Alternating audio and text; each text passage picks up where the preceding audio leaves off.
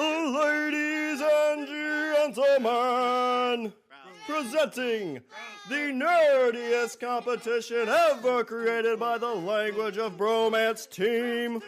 In this corner, obsessed with Star Wars and anything with swords, Richard!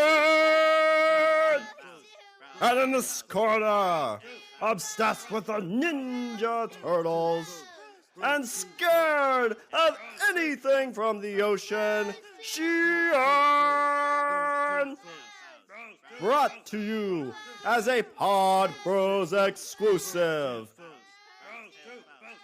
in association with the LOB Army.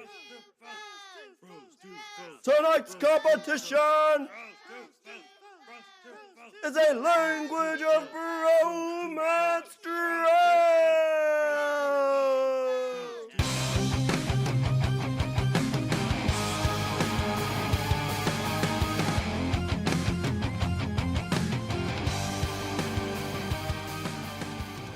What is up, everybody? I am Richard.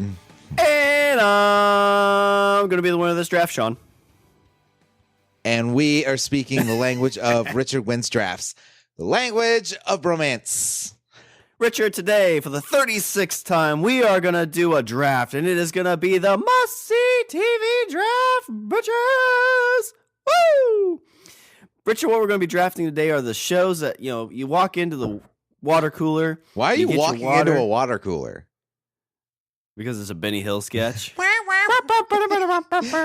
And then it's on my head, and I don't know what to do. Oh, it's going to tip this way. Drowning. It's tipping this way. Oh.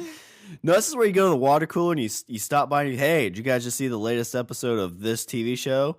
The person's like, nope, never seen it. And then you're like, what? And then you beat that person. Yeah, and then you have to go see HR. And then you just basically annoy them until they come to you and say, okay, so I watched it. And you're like, and? Until you guilt them into getting Netflix. I guess it's all right. Yeah, yeah. See, I'm already at advantage. You know why, Shawn? Because I have experience. This was tough for me. I'm sure it was. What we're going to do, Richard, for the 36th time, this is the must-see TV draft. And if you don't know, and you should, what our drafts are, there's 7 rounds, NFL-style drafts, where we flip-flop picks back and forth. Whoever has the first pick in the first round gets the first pick in the second round. Back in the day, we flipped a penny to see who goes first, and I won. So on even drafts, I get the first pick. Odd drafts, Richard gets the first pick. Since this is an even draft, I get the honors of the first pick. Yes. Yeah. Blah, blah, blah. And Richard, for the first pick of this draft, I'm going to take Bewitched. No, I'm just kidding. Yeah. No. Who's your favorite, Darren number 1 or Darren number 2? I always had a tough time telling them apart because they were pretty similar looking. Well, their names were fucked up. Dick York, Dick Sargent. Oh, I didn't realize that. And then one of them was on a show called Sergeant York. So Dick York, Dick Sargent, Sergeant York. Oh, it's like a conspiracy. Right?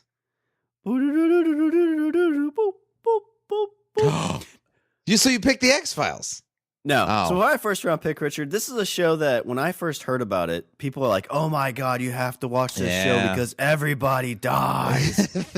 And I'm like, whatever. Like, that's not true. And I watched the first episode and like you see this character and he's like the lead and you're like, okay, this guy's going to like win this thing. And season 8, he's going to be sitting there on the Iron Throne and you're like, oh God, he's dead. Richard, for my first round pick, I'm going to go My Little Pony. No, I'm going with Game of Thrones. This was kind of tough for me because basically the way I kind of thought of it is these are the shows that when my wife's like, hey, I'm not watching TV, I like give up the booty. I'm like, sorry, babe. Like, I've got to watch this tonight. Do you do that, really? Yeah, because she doesn't like watching TV. So there'll be times like, oh, Game of Thrones starts at 8. She's like, can you watch it tomorrow? I'm like, no, because I'll get spoiled on it. Yeah. Because you know what, babe? They haven't released the other books. I don't know what's going to happen. Usually I go in and I tell everybody what's going to happen before they even watch the show. And it makes me feel so good. But now, because, apparently books are hard, that now I have to watch the show like all these fucking plebes. The other day at work, somebody's like, "Oh my god, they said the red wedding's next weekend." I'm like, "Guess what happens at the red wedding? Everyone dies." And I laughed and I pointed in their face and laughed harder. And now everybody's like, "Hey, guess what's going to happen in the next 2 books?" And they tell me, and then I'm sad. Thanks, George I'm one of those Martin. people. I'm that guy. That's me. I'm that guy. Oh. But there are very few shows where I'm like, I want the DVD or I want the Blu-rays. I want to watch this when it comes out. And Game of Thrones is one of those. I mean, ever since it's come out, up to the point where I knew the books, I didn't worry too much about watching it when it came out. Because I'd watch the DVD or the Blu-rays. Say DVD. It's like, once you start saying VHS, old man. And, I would watch say those VHS. I would watch the whole season in like 2 or 3 days. And it's one of those shows that I don't feel terrible binging because each episode is like so great. And it's such a short season, like 10, 12 episodes. I think, is every episode really great? Like, don't get me wrong. Like, I love that show, and I like you have to watch it. But I mean, not every episode is fantastic. I think we've said this before. I feel like it follows a formula where first episode sets up the season, and then we go on this wandering, meandering journey until the second to the last episode, and then everything that you ever wanted in life happens. Everything that you've been waiting for the whole fucking season, like, all happens in one goddamn episode, and it's like blowing your entire wad. And then then the finale of that season sets up the next one. Well, I say great. I guess, like, if I try to binge watch Supernatural, by the time I get to like episode 3 of my binge, I'm tuned out. Like, I can't really pay attention to it. Whereas like Game of Thrones, each episode has my interest. Supernatural is hard. I would not want to be a part of that show. Like, I give that show crazy props, and I mean, it's not on my list. But one thing you gotta say about that show, fucking they do 22 episode seasons. Yeah. They're on what, season 13? Yeah, 13. I think they're on 13. Fucking insane. Every time I've watched that, like, I'm kind of done with this. I go back a year or so later and like watch it on Netflix or Amazon. I'm like, this season's actually good. I just did that. I just went back. I liked it at first, and then I kind of fell out, and then I came back in, and then I'm doing this like wave thing with it. The last episode I saw that was so great was when God shows up for the first time. That was Don't Call Me Shirley. Before last? Yeah, 11, I think. Yeah. I think so, yeah. Because I've only seen like 4 or 5 episodes of season 12. Yeah. So I'm like a season and a half behind. But Game of Thrones. Yeah. Game of Thrones, I don't feel like I have that. Like, I'm okay like watching 6 episodes in a day. And I don't feel like because just going back to like Supernatural, like if I watch episode 3, I'm tuning out, I'm flipping on my phone. Whereas Game of Thrones, I feel invested and I'm watching it. Yeah, I can see that there. Which is hard to do considering that there's like 80 gajillion fucking characters. Yeah. Well, I wonder if that's what keeps your interest. I guess, they just have to play it really well because, you think back on shows like Heroes, when it got to season like 4 or 5, there were so many goddamn characters. Yeah, and like there were large swaths where you didn't give a shit. You're just like, who's this? I don't fucking care. Well, episode 1, you'd be following this person. Episode 2 would be a different person. You didn't get back to those first people until like episode 6. Yeah. Like, oh yeah, I forgot about those guys. Oh, these are the people I actually want to watch. Yeah, which you kind of slightly get with the, what's their name? The people from Pike. Fuck, I don't remember. See? It's too many goddamn people. The fuck's their name? It's Reek, and you hate him. Yeah. Reek's Greyjoy. family. Yeah, thank you, Greyjoys. Like in this last season of Game of Thrones, you're kind of like, oh wow, there's a lot going on, and you don't see them for the rest of the season. At the end, they show up. You're like, oh yeah, I kind of forgot about those guys. Oh, what have they been doing? Stuff and things. But my first round pick, Richard, it's one of those that like people, it's a phenomenon. Like people go to this and watch this, and we're coming up on the last season, and everybody's super pumped for it. I'm super pumped for it. I agree. I think this is. I feel like you fall into two camps. I feel like you fall into the camp of people that watch the show and really, really like it, or you fall into the camp that like you make it like you either watch it or you make it a point not to. Like that's where we are in. That's where it sits in the cultural minutia. Like it's either I have to watch this show or I have to make sure I don't watch this show because I'm not a conformist. Right, exactly. And then like 5 years from now they'll watch it and be like, "Oh, why didn't I watch this show while it was on? It's so good." You know what? Honestly, there is a part of me that kind of wishes that I didn't watch it so that way when it's over, then I could just like crash through all of it. Yeah, and you wouldn't have to wait. Yeah, but the concern with that, like a show like Game of Thrones, like you there's no way you couldn't be spoiled. Oh, like you have that's to know true. about like the different weddings. You have to know about Stark, and then that's the only bad thing about. That's the only bad thing about like today's pop culture is like, it's really tough not to get spoiled by these things. Like even accidentally, like Walking Dead's terrible with that. Like you get on Yahoo and it's like, hey, guess who died last night? Oh, like, yeah. I could see that. Did you not put it in the title? I could see that. But my first round pick, Richard, I'm going to go with Game of Thrones. Oh, there's so many here that I don't know what to pick first. That I'm like, I have to tell the world about this show. Okay. Shawn, my first round pick is a show where you and we're going to go across the pond. Give me that English accent.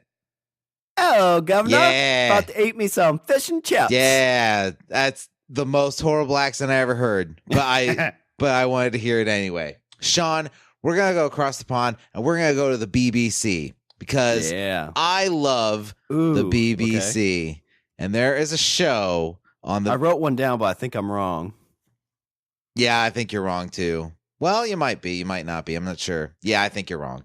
Shawn, for my first round pick, Downtown Abbey. We're going to go with the BBC show Sherlock. Yeah. Oh. I've seen season 1 and 2 of that. And my wife and her mom, that's like their show they watch together. Yeah. So I haven't seen like season 3 or 4 yet. Oh my God, Shawn, what are you doing? Here's the thing with that show is number one, you have like fucking Benedict Cumberbatch and Martin Freeman, okay? Two amazing fucking actors that you would honestly like one because they were fairly, I mean, they had their parts, but they were kind of, not super famous. It wasn't much after the season 1 they were super famous. Exactly. Though. It was season 1 happened and everybody was like, this show is the fucking show. And those two's careers went through the roof. Those two's The two of them, like their careers skyrocketed. Okay, yeah. So everybody kind of assumed, okay, well, no more Sherlock. This show's done. That show's done. Like that sucks because it wasn't. Like, how are they gonna? Like they can get Benedict Cumberbatch. They can't get Benedict fucking Cumberbatch. Right? There's no way. Like they might do it with like somebody else playing. There's no way. Guess what, Shawn? Season 2, boys are back. Boys are back, and they're. And the second season, okay. Now, for people that haven't seen Sherlock, first off, what the fuck is wrong with you? And for two, the way I think that, when I say a season of television, I think initially your heart's like, I don't know if I have the time for that. Like, I don't know if I can invest like that much time into a show where I sit there and watch it for hours and hours and hours. No, see, that's the best thing with Sherlock is I tell people, and as soon as I say this, they give me this quizzical look. I say, there's only 3 episodes a season.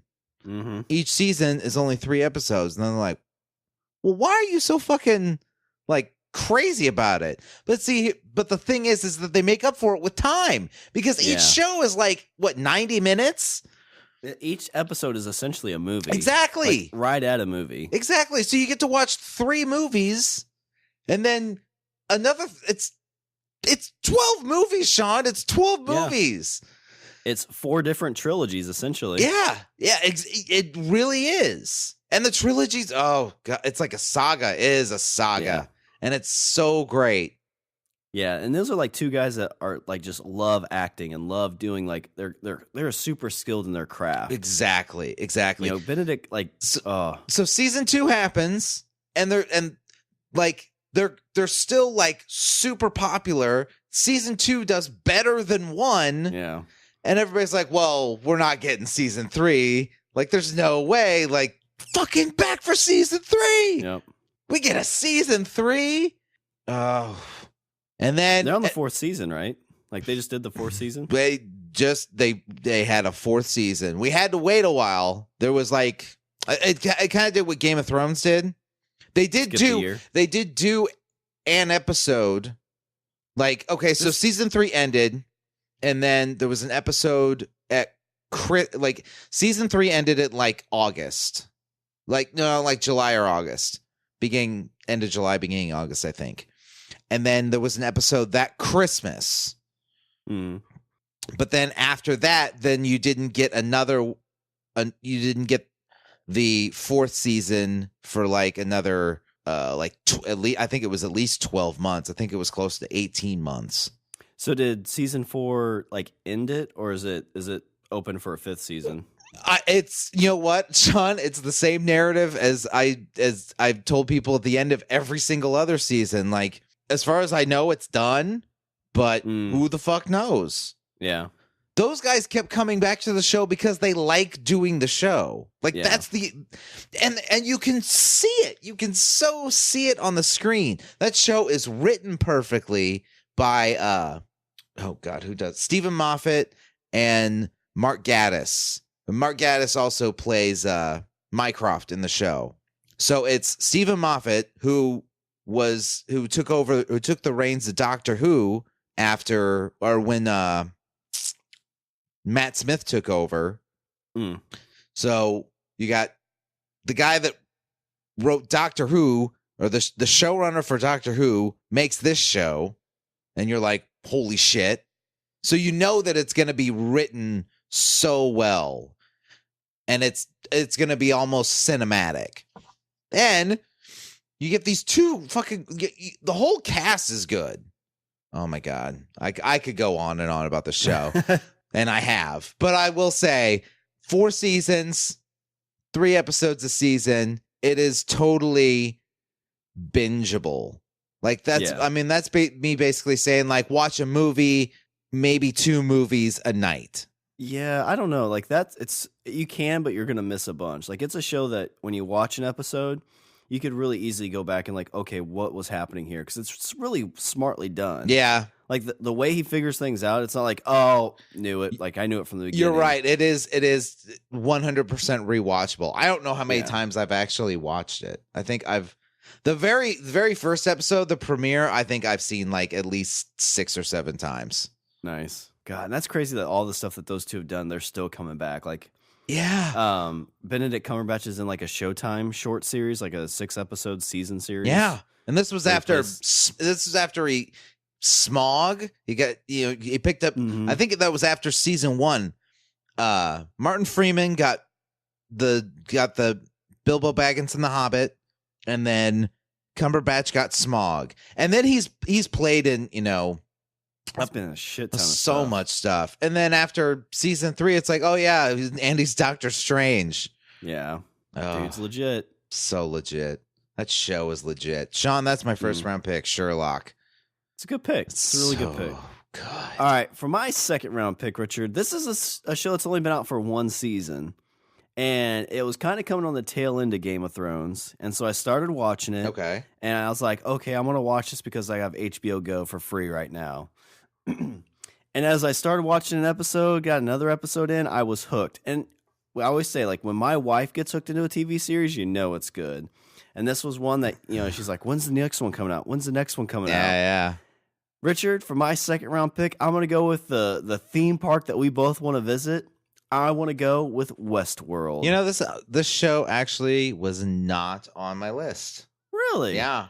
I mean, I feel like, especially if, like, another thing like I think of like must see is like you can't be spoiled by it.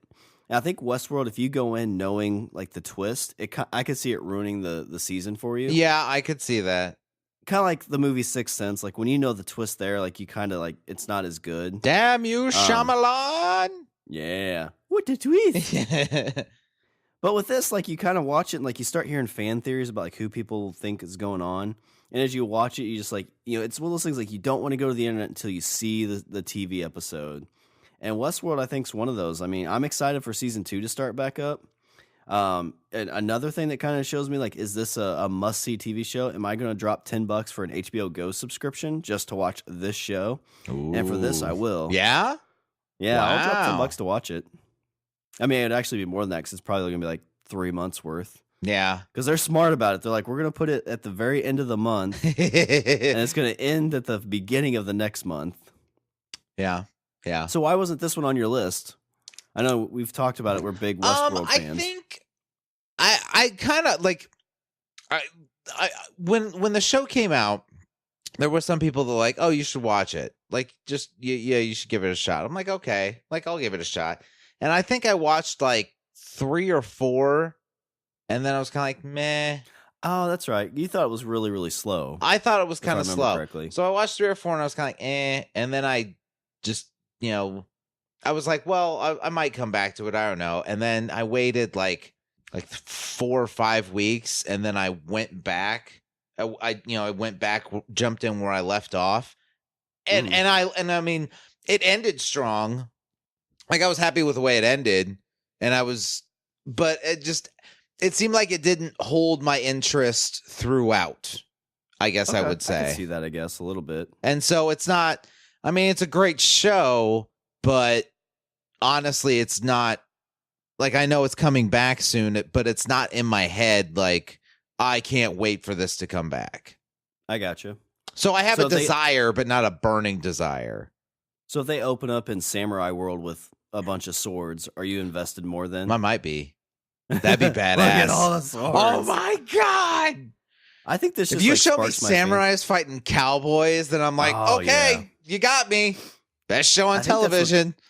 That's what sparks my fancy, is the idea of like this, this adult playground where you can play and, be a cowboy, be a samurai. Oh my God. They haven't. See, my theory, this is the thing that would happen that would make me just like lose my shit. Like this would make me come unassisted. You ready? Okay. Very last scene in Game of Thrones, Ford shows up. Yeah. And then I'm this like, is my final play. Oh my God. I don't know if George R.R. Martin was trying to sell this idea to somebody, but there's like a TIL out there about George R.R. Martin saying something about there should be a Game of Thrones world in Westworld. I don't know if it'd be like, oh, there used to be this TV show based off this book, or if it'd be actually connected. I would lose my shit. That would be the end all be all. But now they're doing like a prequel Game of Thrones. I think so. Yeah. There's gonna be a couple like prequels. So I guess maybe that won't happen. But still, no, we can always pretend. You give me samurais fighting cowboys, I'll be just as happy. That's like dragons fighting White Walkers. That's what I'm looking for in Westworld. Give me samurais and cowboys fighting each other. But my second round pick, Richard, I'm gonna go with for must see TV. I'm gonna go with Westworld. Okay, let's see. Second round, lot on the board. There's a lot on the board. Where am I going? Okay, Shawn, I'm gonna go with a Netflix show. Where am I going? Shawn, there's a lot out there. There is a lot out there, but I'm gonna go with the first foray into seeing a comic book character on television. I'm not burying the lead, Shawn. Second round pick. I'm going with Daredevil. It's a good pick. I've only seen season 1 and like a couple episodes of season 2, but yeah, I mean it's good. I mean it's the first. See, why is it that I've seen your stuff but you haven't seen my stuff? Apparently, I'm terrible at trying to get you to watch things. Yeah, I just don't have time, bastard. Anyway, Daredevil. So this was not only was this one of the first attempts, or the first attempt of doing a superhero on Netflix, but doing it in a television style format, and also having the tone of the show be what it is. That show's gritty. And, when they first were selling it, to us, they were like, oh, you should watch Daredevil. You have the Avengers and they're flying around and doing stuff and saving the world and killing aliens and whatever. But this is about the guys on the ground. The series of shows, because I think at that point they had announced, we have Daredevil and we're going to be doing Jessica Jones and, but they were saying like this is about your street heroes, like the guys that are in the fucking thick of it and just trying to make things a little bit better for their neighbor. And that's exactly what you fucking got. Like I will say that it starts off kind of not on the best foot, where you get the sense of what's going on. At that point, you don't see the villain of the show. You don't see him until episode 4, I think. Well, I think that's the good thing about Netflix series is you can kind of allow like for that growth. I agree. You can make it, it's cinematic. Yeah, because with like the week-to-week series, like you watch the first episode and you're like, oh, okay, this is kind of slow. You wait a whole week, here's the second one. Oh, it's kind of slow. Then all the people start to fall off and then the ratings go down like, oh, we're canceling it. Yeah. Yeah. But with this, it's like, okay, first one was good. Second one was good. Something's happening. All right, let me watch the third and fourth one. And it's like, holy shit, I'm invested. Second one. That's where I was sold. The end of episode 2 is where I was like, okay, you sold me. Because is that where he rescues the kid? Yes. Okay, yeah, that was pretty good. That was like, I was kind of like, oh, like I hope this gets any. Holy shit! That was. I would say that fight sequence at the end of episode 2 was great, and not just because it was actiony or whatever. That was an Oscar-worthy performance and that was that show firing on all fucking cylinders. The choreography was good, camera work was good. Everybody's like a single continuous shot too. It seemed like was. I mean, there might have been some cuts somehow. There might have been. If there was, I don't know where they did it. But yeah, you're right. The whole thing looked like one continuous shot, and which is so hard to do. I always actually this show isn't on. Oh God, why isn't this show on my list? Buffy the Vampire Slayer. There's an episode where they do in dreams, and there's a lot of times where Joss does these very 4-5 minute cuts or 5 minute sequences with no cuts. And he talks about how that's super demanding, not just on the actor, but super demanding on the cameraman and on the director, because there's, you're seeing everything and it's warts and all. Like you have to be on point with everything or else the whole thing fucking crumbles. Well, it's like a play at that point. Like you can't mess up. Exactly. I mean, you mess up, you have to redo the whole thing. Exactly. And in here, not only do you have, acting and performance and stuff like that, you have an entire choreographed fight sequence that has to be one of the most believable fights that I've seen on television. I mean, you're expecting like somebody not to trip, somebody not to accidentally get hurt. You get to the 2-minute mark on that and somebody trips or somebody misses a point, and it's like, okay, you got to redo this whole thing. Yeah. Yeah. And like I said, it's believable. You get to towards the end of that fight, fucking Matt Murdock is punch drunk. Yeah.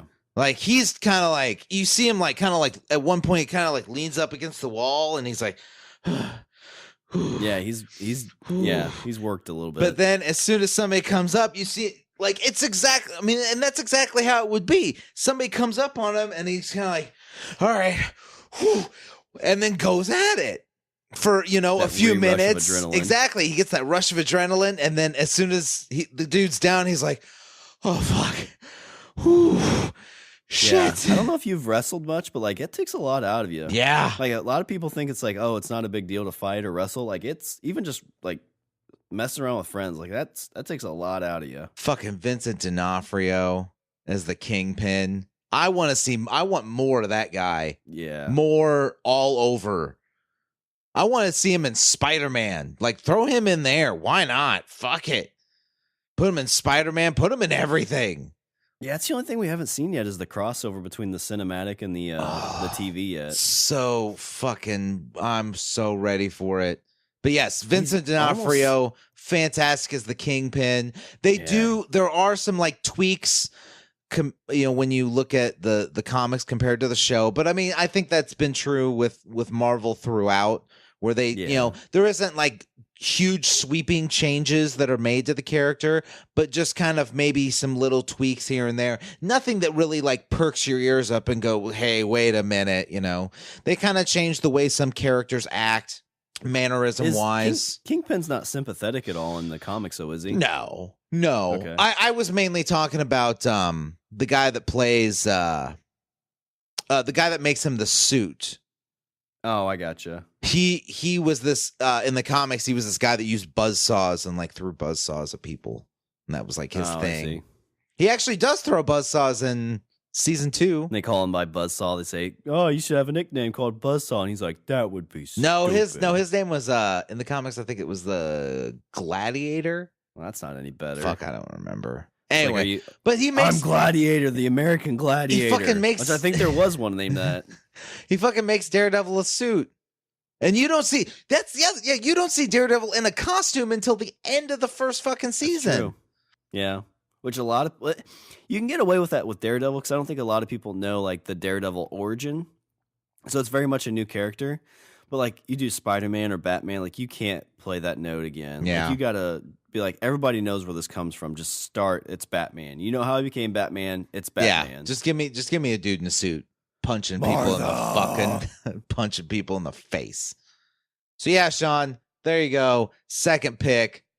You need to finish season 2, just like you need to finish Sherlock. You need to finish Daredevil. We're getting to season 3 soon. Yeah, I know. I haven't even seen Punisher yet. I need to get into that. Oh, god damn it. I don't have any time. There's no time. There's never any time. Now I know your next pick. So for our third round pick, Richard, I am going to go a little bit old school. Okay. This is a show that was based on an event in history, a very important event in history. The TV day series we met. Yeah. The TV show actually ran longer than this event. Okay. And it's one I'm pretty sure I've seen every episode, even though it was way before my time. I think it still holds, or at least is in the top 10 of most viewed finale ever. Oh, Richard, all right. For my third round pick, I'm going to go with... All right. I'm going to go with the great TV show, MASH. Okay, so finally, you have picked a show that I have not crashed through. I think I've seen like an episode here or there, but I would say I have seen probably less than 5% of the entirety of that show. My mom was on these like kicks. Like back in the day, there'd be like, they'd run the syndication on like certain channels. Uh-huh. And it was MASH for like 3 years. And then it was like Beverly Hills 90210 for like 3 years. Okay. And, since it was on, that's what I watched. And MASH, I always really dug because I think it had a lot of like funny stuff. It had emotional stuff. It's one of those, like, even today, if like it's on like some weird channel syndication, it's like, oh, I'll watch this. Like I've seen this episode before. Why not watch it though? It was a TV show based off of a movie, which I don't think you see too much. Oh, you might see it a little bit, but not all the time. Like I said, it was one of the most watched. Was there a movie? Yeah, there's a movie first. So the movie was first. Okay. Yeah, and the only character from that was the Radar. Radar was the same character in both. Okay. But Hawkeye and all them were different characters. Okay. I think it touched on kind of what that conflict was really like. You have the loss of friends. I have heard that. I've heard that it's one of the more accurate depictions of that time and that place. Yeah, I mean it's one of those things too. Like there's another show on here that does the same things. Like there's an episode for every mood you're in. Like if you want to feel uplifted, there's an episode for it. If you want to feel like humor, there's an episode for it. If you just are kind of down and you just want that like sad, like emotional. I want to watch episode. something that'll make me want to kill myself. Pretty much, yeah. Which and the theme song for that is was it "Suicide Is Silent" or something like that. I heard the show was oddly was oddly what's the word I'm looking? Oddly dark. That it had Suicide like is Painless. Like it had like really fucking like dark moments. It did. I mean, it's it's one of those things that's conflict, and I don't know, maybe it's not really a metaphor for life at all, maybe, but it's one of those things like they're sitting around, they're joking, they're having a good time, and then all of a sudden they hear incoming kind of thing, and here comes the helicopters, and they're close to the front line, so then they just went from making jokes or trying to make their own gin to dealing with 18, 19-year-old kids who were drafted into this war that they didn't even know this place existed. Yeah. And here they come with all these wounds and things like that. Questions about there's episodes where they bring in the enemies and they're like, you can't fix this enemy because he's a bad guy. He killed 20 of my men. And it's like, listen, we're doctors. We're gonna do what's right and save this person. Wow, that's fucking rough. Yeah, why do I want to watch this again? It's a classic. Okay, all right. The chicken was a baby. I did see that. That was fucked up. That was super fucked up. I don't remember how it got to that point in that season, because it was like I remember watching on syndication. And all of a sudden, I'm like, why is Hawkeye at the insane asylum? And it's like, oh, he smothered a chicken. I'm like, well, that doesn't seem that bad. Oh, and then you find out. But my third round pick, Richard, it's a classic. I think it's one of those that to get you should get a good sense of how this works. I actually want to buy the pack of DVDs. I think it's only in DVD where it's the whole series run. Yeah, you should, and then I'll watch them. Yeah, there we go. I'll get it for you. We have Mash Party. Yeah, a mashup party. We'll watch MASH and Daredevil, and then I'll hold your chicken, and I'll be your honey lips. Richard, that's my son. One cries during Daredevil. My third round pick, Richard, is MASH. All right. So third round pick. I've picked some shows that are set, with people doing things in the real world. Shawn, for my next pick, we're going animated. Shawn, for my next pick, a show. I'm gonna pick a show that initially sounded really fucking stupid to me. But it was one of those things. I think it was, it was a late night. I was up late, couldn't sleep. I was like, I'll give this a shot. I was hooked. Shawn, for my third round pick, I'm going with a cartoon about a doctor or a scientist and his young ward. I'm going with Rick and Morty. Yeah, this was one I've heard a lot about. You sent me some clips. Yes. And those are the ones I've seen so far still because, again, I have no time whatsoever. But it was very funny. I watched Pickle Rick. Pickle Rick! And that sold me. Pickle Rick! Oh, yeah!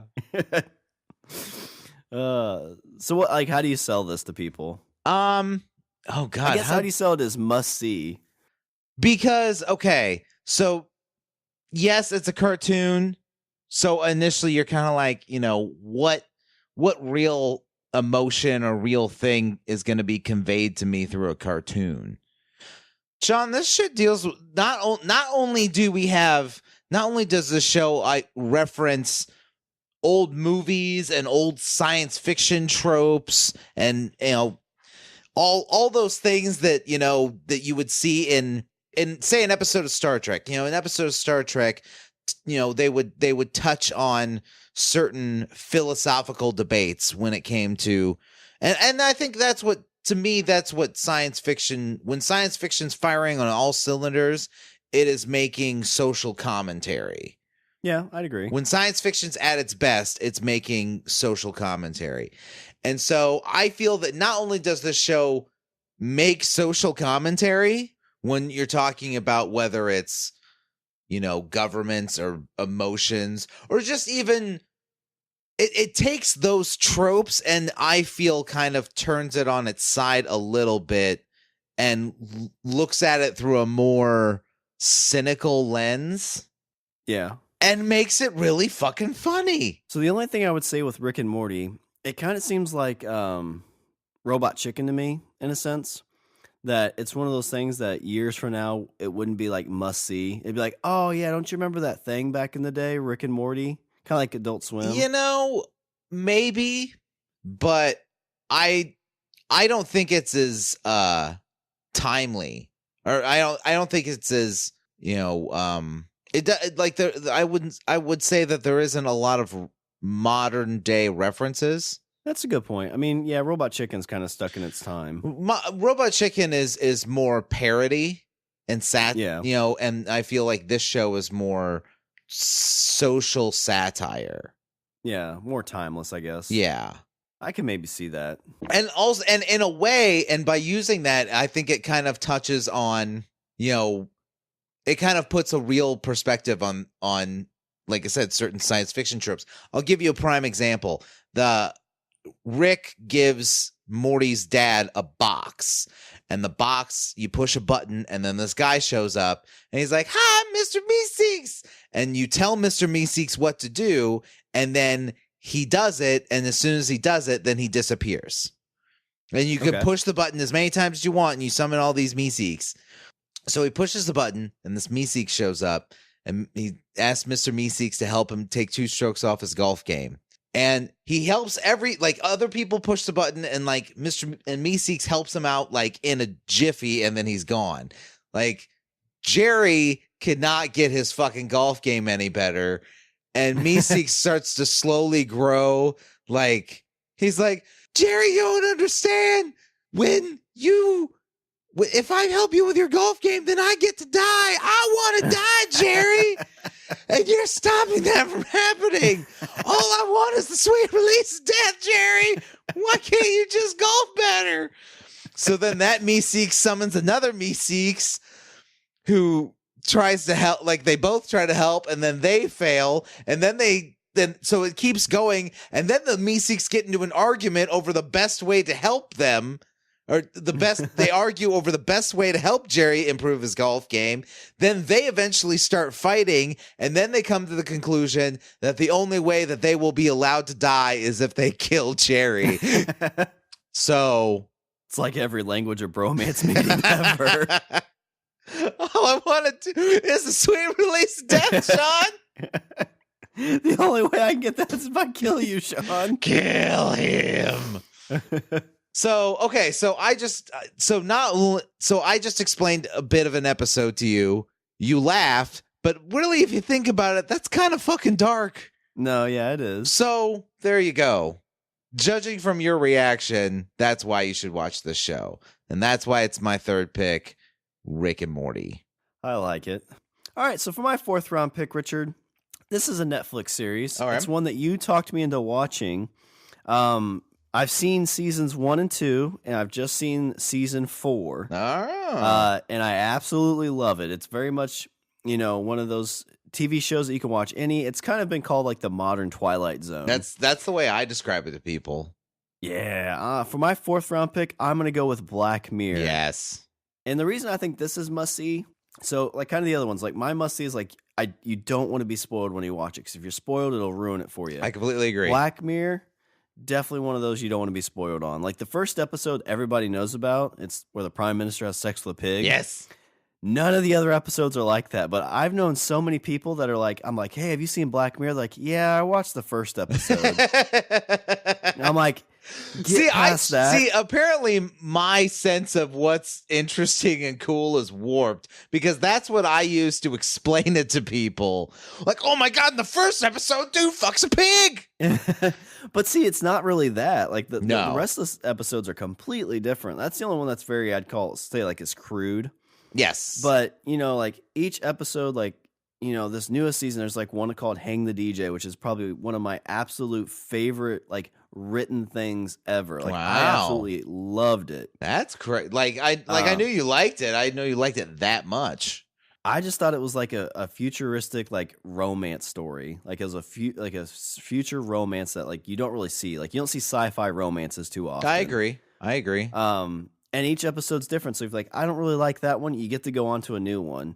Because a lot of times with TV shows, each episode, there's a couple that are just kind of not great, and it can kind of wear on you. We talked about Supernatural earlier. Yeah. Black Mirror, if you didn't like that episode, the next one coming out, it's going to be a completely different train ride. Yeah.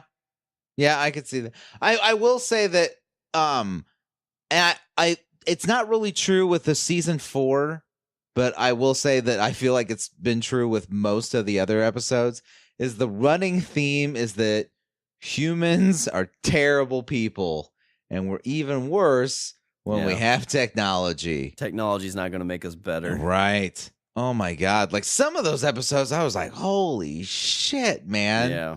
We are horrible to each other. We wouldn't do that, will we? And then all of a sudden you see a news story that's exactly like that. Yeah, and you're like, oh my God, we would do that. Black Mirror is people. But there is San Junipero. I feel like that's not spoiler territory, but in saying that San Junipero is an oasis of happiness amid a desert of darkness. So gotcha. if you're going through it from if you're binging through it from episode 1 on, and you're like and after you get done you feel kind of low and you feel kind of depressed, just don't worry, there is water on the edge of the horizon. Oh, I remember what I was going to say about this. I was going to say that when you told me you were watching Black Mirror, I was like, I could go and I could rewatch I'll rewatch them so that way, like, it's in my head. So that way, if he has, wants to talk about it, then I'll know I'll remember stuff. I go to Netflix and I fire it up and I look and I see the first episode and I was like, well, I know what happens in that one. I was like, I can't watch that one again. And then I go to the second episode. I'm like, I don't know if I can do this to myself. Yeah. And that's how it kind of was. Like, I was like, I remember what happens in the course of the episode, and I remember the emotional roller coaster that I would go through watching it, and I'm just like, I don't know if I can do that to myself right now. So I didn't watch a single fucking one. Yeah, there's the few of the ones that deal with relationships in this future thing. Like those are those are rough. Those are rough, man. Yeah, and one of the things too, I'm not very good at binging stuff. Typically, I can get 2 episodes into something and I'm like, okay, I'm done. I just can't keep watching more of. Black Mirror's one of those. Christmas Day, Richard. Yeah. I was finishing season 2. I watched an episode. I'm like, I'm gonna watch one more. And the very last episode of that season is White Christmas, and it was Christmas Day. I was like, I gotta watch it, and it was good. It was another sad one, but it was good. You get to the end, you feel like you're glad that you watched it, but you're emotionally exhausted. Yeah, well, I mean, it's so good about you're going on an emotional roller coaster. Oh, I hate this person. Oh, I feel bad for this person. Oh, I hate this person. Oh, I like him. I kind of feel bad. No, yeah. I don't like him. Oh God, no, I don't like him. I thought, they made me like him, and now, they tricked me. Bad for him. Yeah. Now I hate him. Now the person I loved, I hate. Yeah. Yeah. Now I know how my dad feels with me. All the time. But my 4th round pick, Richard, I'm going to go with Black Mirror. Okay. So, Shawn, I don't think you've seen, we're on pick number 4. I don't think you've seen this show, but we're going to go back to a time. Was this before Walking Dead? It might have. No, I think it was kind of in that same area. So, Shawn, I'm going to go. It was an AMC show.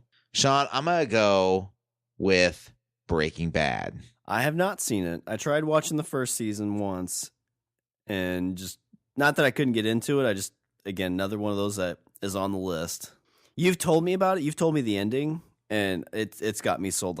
I'm super really interested in it. Fucking, oh my God. That show you just watch, it's like, if I was to compare this show to anything, I would say that this show from beginning to end is a very long, extended version of The Godfather. Okay.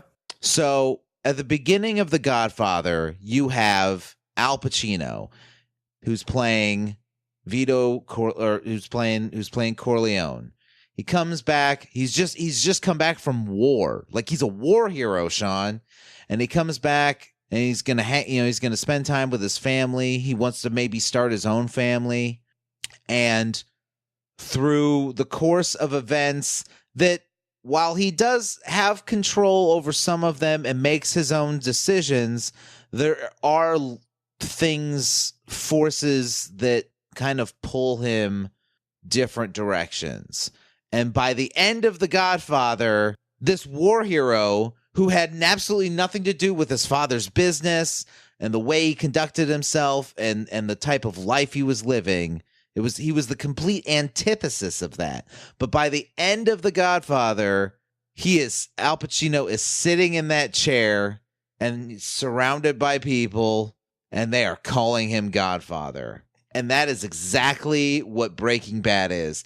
You have Walter White, a family man, a high school chemistry teacher who, through no fault of his own, gets cancer, doesn't know, number one, how to pay for the treatment, and number two, like, he doesn't want to leave his family with nothing, losing their house, or, cancer's expensive, death is expensive.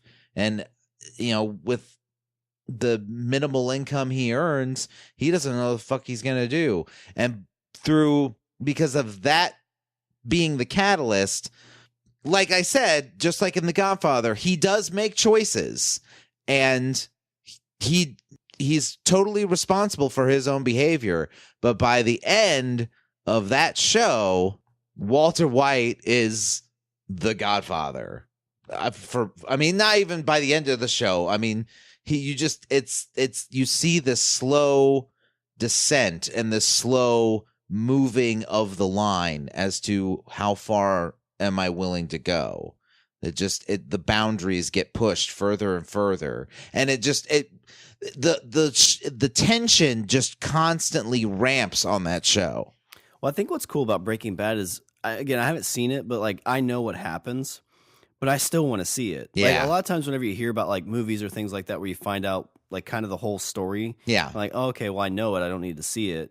Breaking Bad's kind of like that. Okay, I know about it, but I need to see it happen on screen. I need to see how it fully unfolds. Yeah, you read the beginning, you read the end, but you still you're like, how the fuck did this go from here to here? Yeah. Like, I need to see this. I need to see this journey. So yeah, Shawn, there we go.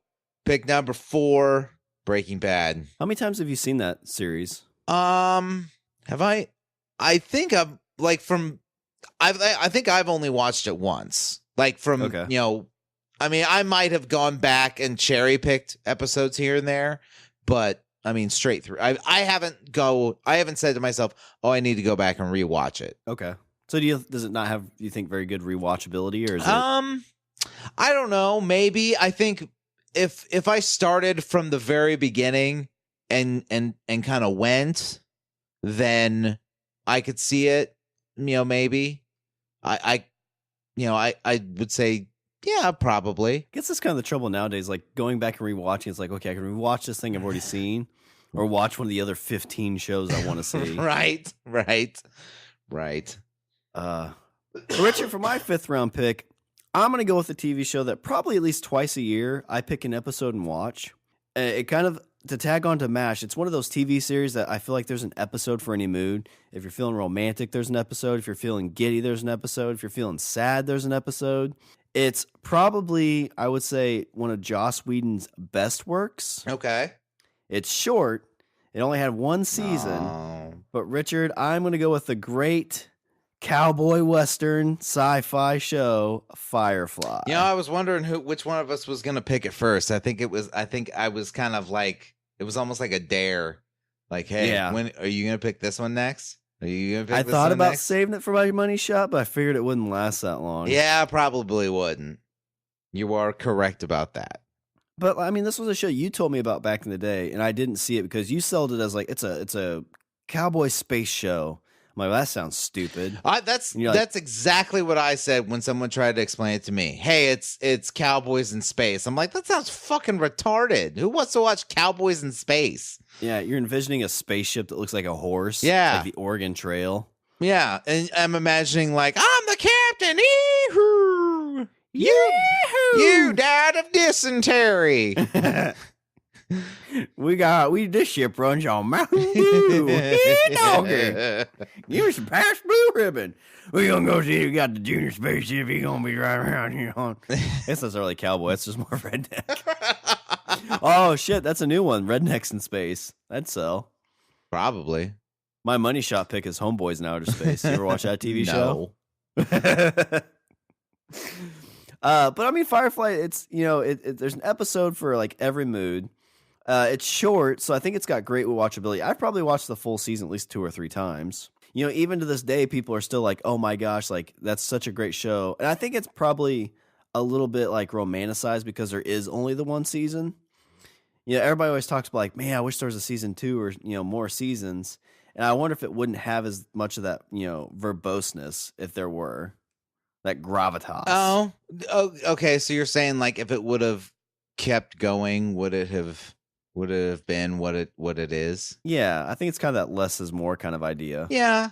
Still, I mean, did it have to be that much less? I don't think so. Like, couldn't we have just gotten like maybe like just one other season? I mean, we did get a movie, so there was that. Did get a movie. There are some comics out that kind of touch on the storyline. Still not the same though. No, it's not the same. Unfortunately, those come out. It's like a six issue run, like every 4 years. Yeah. So you're like, oh, okay, like nothing really happened. Well, also, and the comics kind of go into backstory. Like we finally figured out what the fuck was going on with Shepherd Book. Yeah. Well, there's two volumes that came out. Kind of post that are all future. They all take place after the movie. Oh, okay. I'm just glad we like that was burning. Like that one. That one was hurting as to like, why didn't they explain this? Well, I mean, there's like the Hands of Blue people that are in that show. You don't know what they're about. Yeah.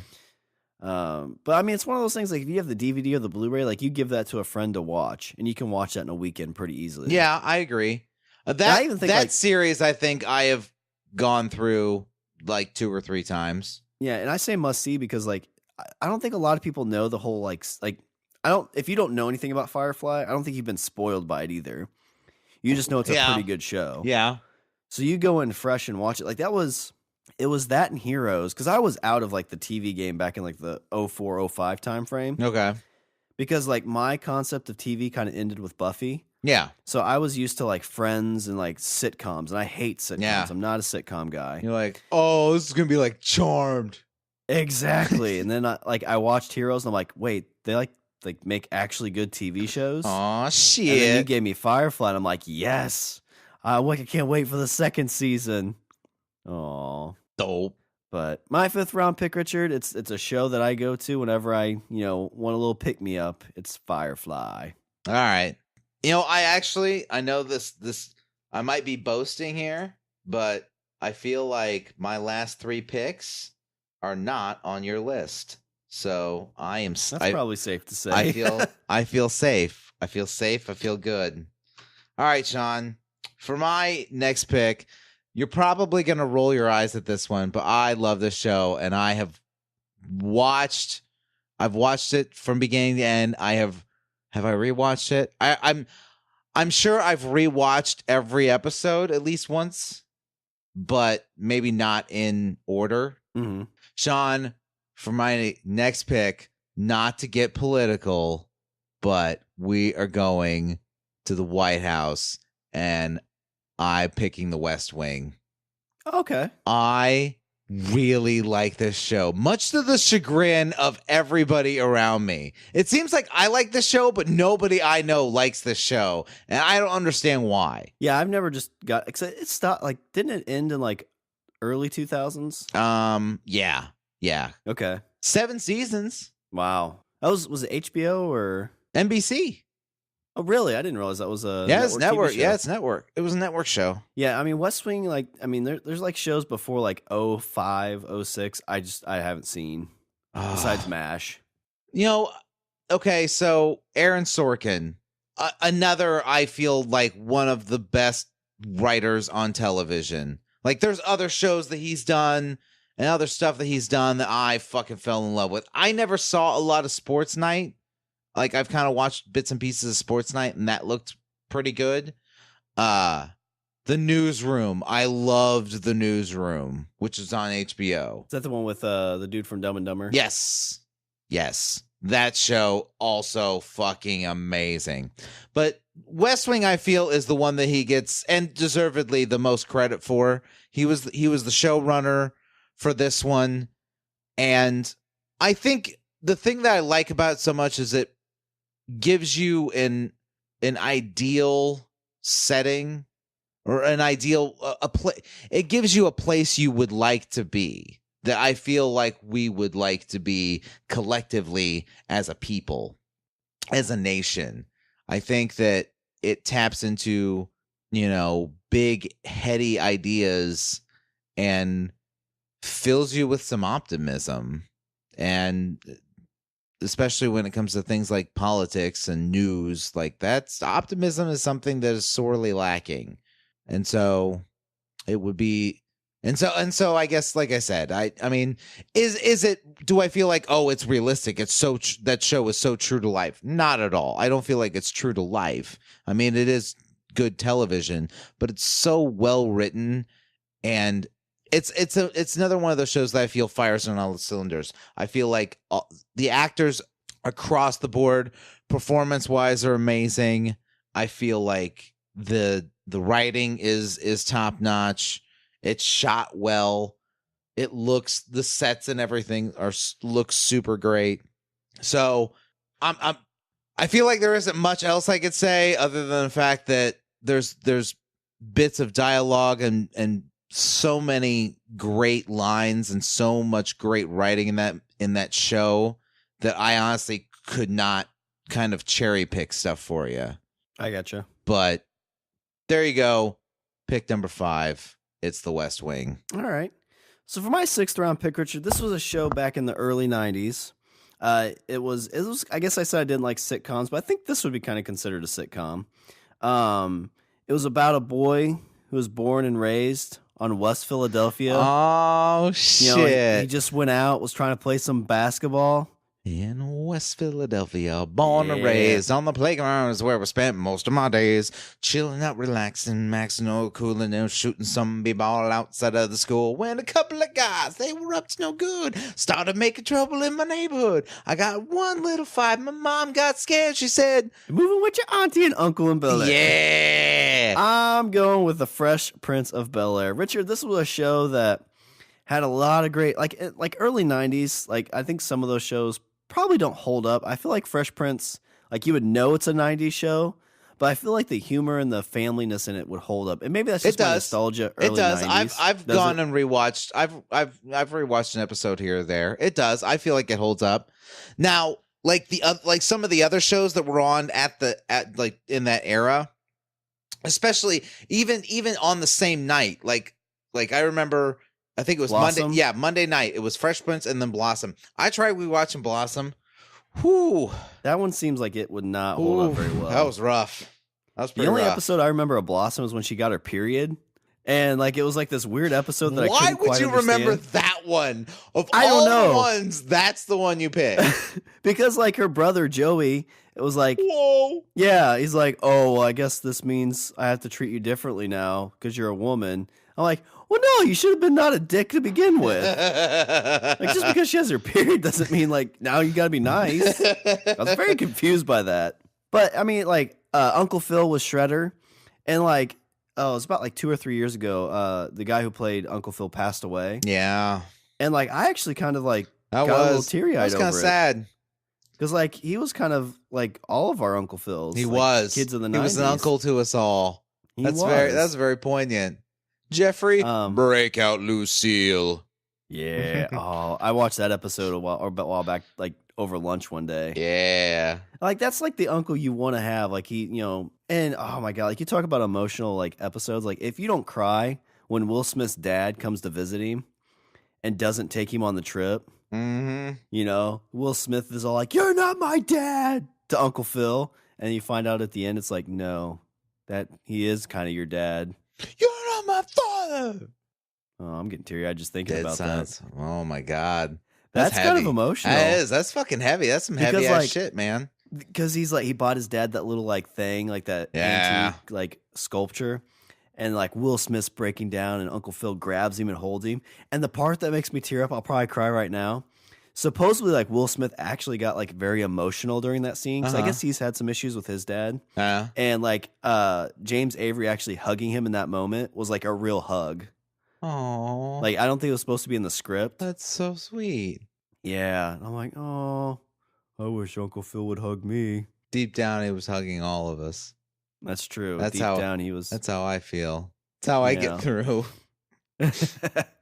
God, now I'm sad. like, Dad, why don't you hug me like Uncle Phil? Ask yourself that question. I think you'll come up with an answer, son. Is it because I can't play basketball? That's exactly why, son. Laura, I don't think this kid's mine. Can we send him to West Philadelphia? Wait, he sent him to Bel Air. We don't know anybody in Bel Air, Laura. Look around. But I mean, yeah, it's one of those shows. Like, I think I watched the season finale too a while back, and that's one of those that's like, wait, this is over? Because I was too young to realize like it was over. I'm like, oh, there'll be more episodes, right? No, it's like nope, it's all over. Oh, sad. But like you think of things from the '90s, like you said, Blossom, Saved by the Bell. You know, those things don't really hold up. No, and I used to love Saved by the Bell. I tried watching it. I couldn't do it. It was hard. It was rough. Yeah. It was a rough go. Oof. I really want to go back and watch Fresh Prince now. You should. I might do a podcast on it just so I can watch all the episodes. Oh my God, you totally should. What would we call it? What would be the name of that podcast? Hang on. Bel Air Radio? Yeah, maybe. I don't know. But for my 6th round pick, Richard, Fresh Prince of Bel Air. All right. So we are on pick number 6. And Shawn, have you ever seen a train wreck? Not in person. No. Besides a mirror. Okay, so the trademark thing is like, oh my God, it's like a train wreck. You can't look away. That's what I feel about about my 6th round pick. I love this show. And right now, considering this juncture in time today, there isn't a lot of like TV that I'm like, oh my God, I need to see this. I need to see this. Or I've already seen it. So there is right now one show that I am watching week to week that I am currently just so fucking hooked on that I cannot look away because it is a train wreck of a fucking family, but I love them anyway. Shawn, for my 6th round pick, I'm going to go with the Gallagher family, and the show is called Shameless. Oh, okay. I've seen all of episode or season 1. That show just gets fucking crazier and crazier. Yeah. It's constantly, not only is it's constantly topping itself, but you're also just like, you're rooting for people. Yeah. You're like, just, oh God, I hope shit works out for you. I know it won't. Like nothing, it won't. Like none of it'll work out. But God, I hope you pull it off. Yeah, I can see the whole train wreck thing. It's like, I want to see like, you know, oh, they got to like, don't they like get in their own way too? Yeah. And plus you got Frank. Fucking Frank. He's the dad, right? Yeah. Yeah. You're just like, fucking Frank. Like all you've seen is season 1. So yeah. I will say this. It gets crazier, but you, like I said, you're still root for him. Like there's, even though that sometimes they can be horrible people, they're all likable characters. Like they're characters that you get behind. Is it kind of like a modern Roseanne in a way? You know what? Oh my God. That totally makes sense. Yeah, I was just kind of thinking that. You were absolutely right about that. That is really fucking poignant. Yeah. Because I know like the first episode, it's like it's his family. It's like not very, I think Roseanne was maybe a little bit more functional. Yes. As these guys are really dysfunctional. Very much so. But yeah, it's like kind of like family that's just down on their luck and not really headed in the right direction. So, yeah. Yeah. So, I mean, there isn't, like, I don't want to say too much, not because, like, it's not a show that relies heavily on spoilers or, you know, not being spoiled on it. But, I mean, since you've already seen the first season, I feel like you might go back to it. So I'll leave it be 6th round pick, Shameless. How many seasons does that have? Right now they're on 8. That's where I'm at. Shit. I'm on 8. I thought it was a while back when I saw that, but I didn't realize that was 8 years ago. It's on 8 right now. Damn. That's what I'm watching. And like I said, impressive. Right now it's the only show that I currently watch week to week. That is super impressive for a show like is it Showtime, right? It's on Showtime, yeah. Okay, because I think I was watching that during Dexter, like the last couple seasons of Dexter. Okay. That's pretty impressive. All right, Richard, for my 7th round money shot pick, I know you haven't seen this show. I've talked about it before.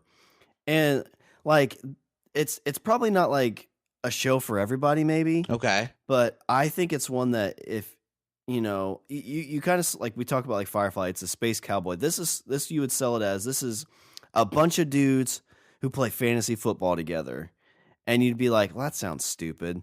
But the fantasy football is just like it's the MacGuffin, maybe you'd say. It's the thing in the room, but it's really just about these dudes who hang out, and they have families, and they're going through divorces, they're going through having kids, and it's just like a bunch of dudes that have grown up together and like just give each other tons of shit. It's got a ton of great actors in it. It's a pro show.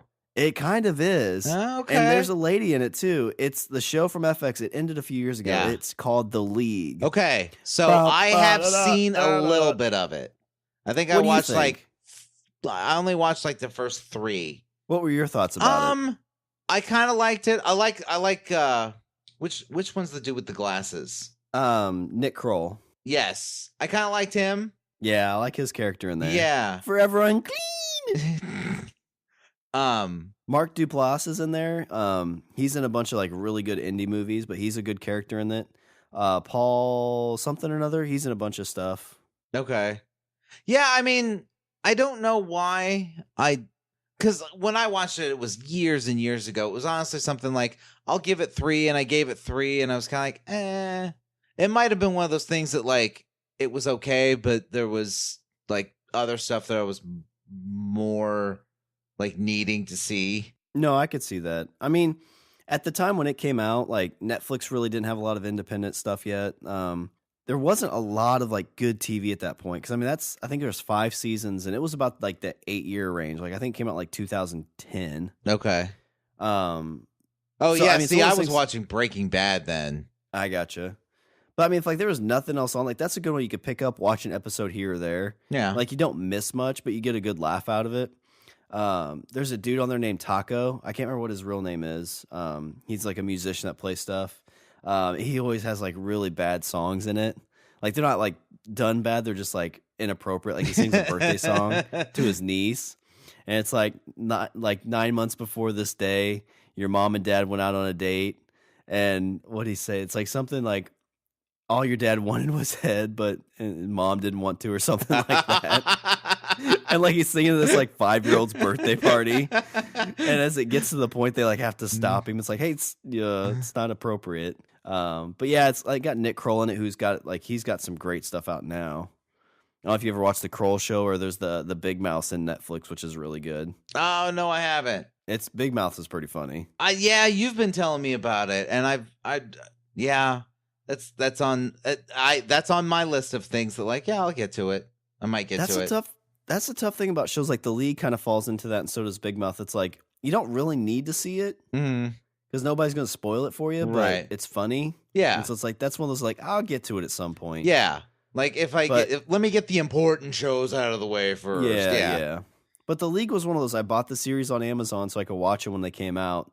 And my wife loved them too. Like we watched those together. It was kind of our weekly thing for a couple of years. So my 7th round, kind of more of a sentimental more for me, but my money shot pick is The League. All right, Shawn. For my 7th round pick, I'm taking you and I back in our own history. There is a show that you and I don't know if we watched it together, but I know that you and I both really, really liked this show.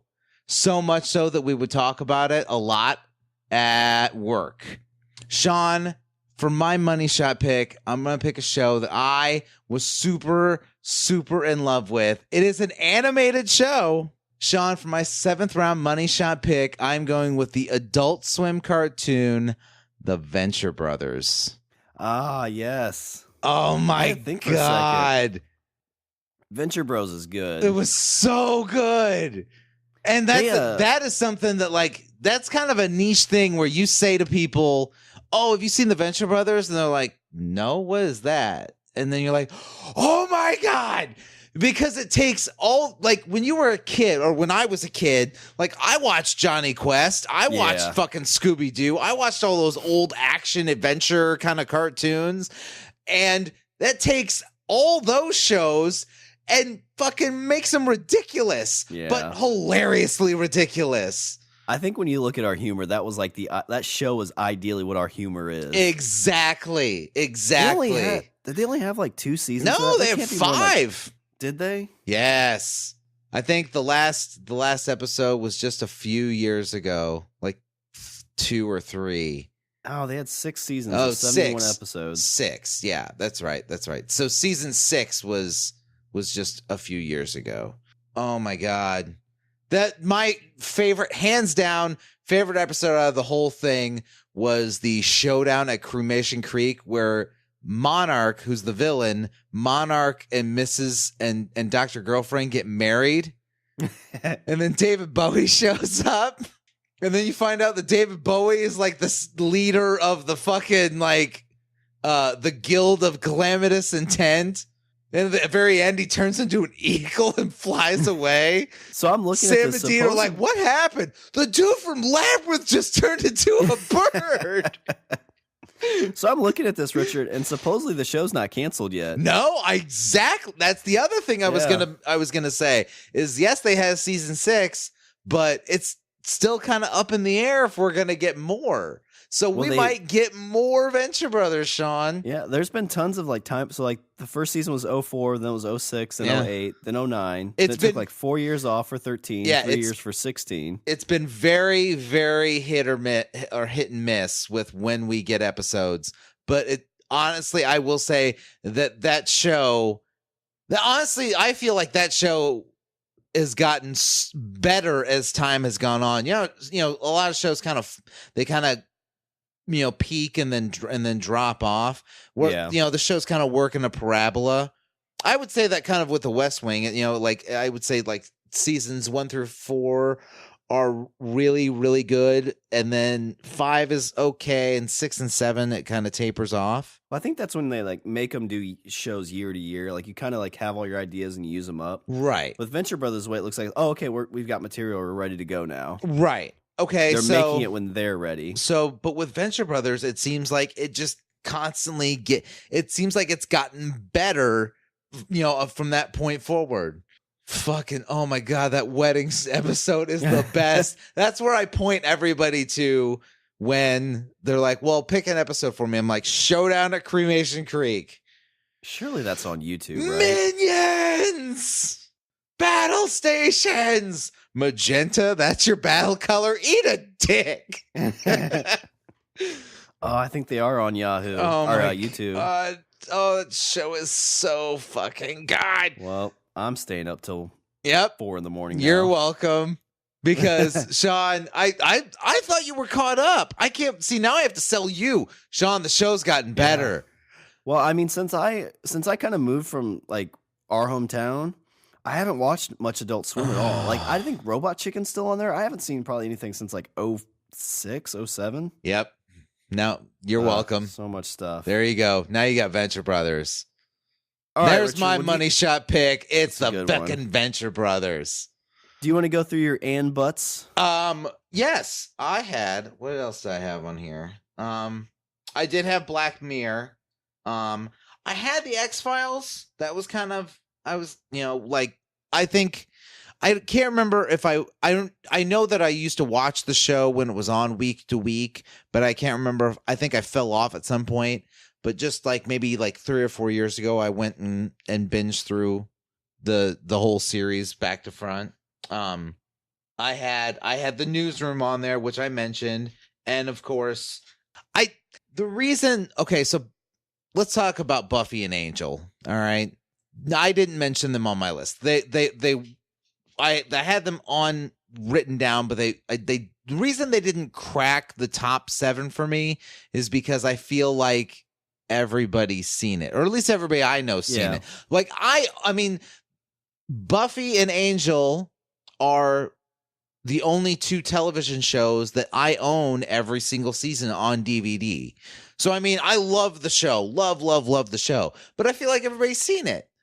Yeah. And so for the purposes here, like I wanted to mention shows that I felt like didn't either that I really liked, or shows that I feel like maybe kind of under people's radar. Yeah. When I was kind of looking, as like of Joss Whedon's, if I say is like must see, like if I'm going to point somebody in the direction, I'd point him to Firefly probably more so than Buffy and Angel, probably because most people have seen it. But I also think Firefly is a little bit more well written, just because it's a little bit more mature for what Whedon's done. Because first season of Buffy's not terrible, but a little rough. I feel like with Buffy, I feel like there's I mean like Hush and the Dream episode I was talking about, and the Body and the musical, like there are solid gold fucking diamonds. In that mine, and there's a lot of gold there too. It's just 7 seasons. It's and also, like I said, I mean, I feel like everybody's seen it, so I mean, it's kind of like Buffy and Angel. Like I feel like it's like it's a I don't need to mention, you know what I mean? No, I can see that. I had a couple on mine. So I had it's a TV show from Spike TV, which no longer exists. Spike TV, that is, called Blue Mountain State. It's about a college football team. You were telling me about this one. It's like extremely crude humor and pretty funny. Rocko's Modern Life just is kind of a nostalgia thing. Even though the last few seasons were rough, I had Heroes. Like, I still think season 1 of Heroes is pretty amazing. Season 1 was pretty amazing. Yeah, I've gone back and rewatched it. And it's, like the Siler reveal and all that kind of stuff. It's really, really good. And then I didn't watch any of Heroes Reborn. I didn't either. I think you told me. I thought you watched a little bit of it. Oh, yeah. You know what? I did watch a little bit of it, and I was kind of like, eh. Yeah, I felt like you told me about that. Like the magic was gone. Like that was a show I think felt really. I mean, I think they were a victim of the writer's strike. I think that if the writer's strike hadn't happened, I think that show would have been a lot better than what it ended up being. Another NBC show that I don't think got the full like run, because I'm an anthology kind of guy. Like I love like vignette type TV shows where you can watch any one and not care. Yeah. It was the kind of horror anthology Fear Itself. Okay, I never saw this one. It came out in like 2008, I think. And each one was like just an independent kind of mini horror movie. Like they had one with vampires, they had one with zombies, they had one about like this town that was kind of like Stepford Wives. Mm-hmm. They had like different famous directors, different like big time actors. Oh wow! And they only got through like 6 or 7 episodes before they killed it. But there's a ton of it. It's got one. Let me see if I can find it real quick. But before I forget, there was one other show that I had. It was an HBO show that I'm sure nobody fucking remembers. And I'll tell you what, if you do remember, tweet that you remember this show, and I would actually be surprised. It was an HBO show, and it was called Carnival. I watched a couple episodes. Yes. I watched the first season of that. It's weird. I own it. I found it in a bargain bin fucking DVD thing. I found seasons 1 and 2. And then if you look online, there is an interview with the creator where he goes into what the plot was going to be for season 3. And it was going to be fucking crazy. So for the Fear Itself episodes, the zombie one, if you get a chance, if you want to check it out, it's called New Year's Day. Okay. Like I watched that one, like it had me hooked. Okay. And then I think like two episodes later, they canceled it. Okay. And my last one I have on here, which is one I'm kind of into right now, is Stranger Things. I think that's a pretty good one. Yeah, that was I usually when we do these, I kind of write other things down, and that was something that I did write down in the middle of it with Stranger Things. All right, let me run through our picks real quick. I'll start with Richard. So your first round pick, you had Sherlock. A second round pick, a Daredevil. Third round pick, Rick and Morty. Pickle Rick! Pickle Rick! Fourth round pick, Breaking Bad. Fifth round pick, West Wing. Sixth round pick, Shameless. And the seventh round money shot pick, The Venture Bros. So for me, for my first round pick, I had Game of Thrones. Second round pick, Westworld. Third round pick, MASH. Fourth round pick, Black Mirror. Fifth round pick, Firefly. Sixth round pick, Fresh Prince of Bel-Air. And my seventh round money shot pick, The League. Well, I think I said it at the top. Fucking, I got this in the bag. I don't know about that. I got this in the bag, baby. So, Richard, in this must-see TV episode draft, what is your closing thoughts? Apparently, I watch too much TV, and you need to watch more. That's true. That's what I've learned. That's today I learned. I need so much more. Well, I mean, I do see some more movies than you, I think. I go to the movies a lot. You go to the movies far more than I do. And I read more books. Here we fucking go. All right, well, let me do a little bit of housekeeping for Lady Stoon. How are those books helping you now, bitch? You son of a bitch. All right, visit our website. We're at languageofbromance.com. Follow us on Twitter. We're at languageofbro. Email us at eatthebeaver at languageofbromance.com. Check out the LOB Army intelligence reports. Like us on Facebook. And go out and recruit somebody for the LOB Army by getting someone you know to subscribe on Apple Podcast, Google Play, Stitcher, and Spotify. And when you were there, and if you got the time and the inclination, throw up a rating and a review, because we love those ratings and reviews, and the ratings and reviews are so super helpful. And you can leave a review telling me how awesome my list is compared to Shawn's. And then... or you can share why my dad never hugged me. And remember, we are part of the must-hear audio on the internet at the Pod Bros Network. That's the best promo for the best podcast site on the internet I've heard yet. And if you want to throw a little money in our tip jar, go to our Patreon accounts, www.patreon.com/languageofbromance. All right. Now I have TV to go watch, so let's finish this up. So nothing else before we close it out? All right. Well, that's all the bromance we have for this show. I'm Shawn. And I'm Richard. And I say we eat the beaver.